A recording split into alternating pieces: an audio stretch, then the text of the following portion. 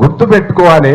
రాధాకృష్ణ కానీ లేదా సమైక్యవాదులు కానీ లేదా ఆంధ్రప్రదేశ్ వాదులు కానీ ఎవరైనా కూడా గుర్తుపెట్టుకోవాలి ఏమంటే తెలంగాణ ఆంధ్ర భావన అనేది ఎప్పుడు కూడా సమసిపోయేటటువంటి అవకాశం లేదు. దానికి ఒక పెద్ద చరిత్ర ఉన్నది. అది ఎప్పుడు అనుకుంటే అప్పుడు పునరుత్థానమయ్యేటటువంటి అద్భుతమైనటువంటి శక్తి దానికి ఉన్నది.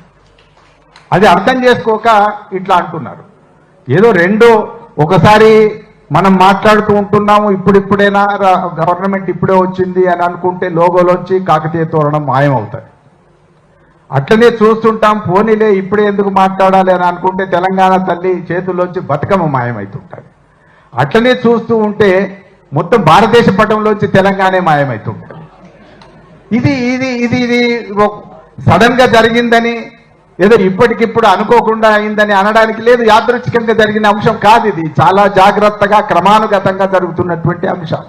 అసలు ప్రాంతీయ చైతన్యంతోనే కదా తెలంగాణ రాష్ట్రం సాధించుకున్నది. దాని మీద దెబ్బ కొట్టేటటువంటి ఒక ప్రయత్నం ఇప్పుడు జరుగుతుంది.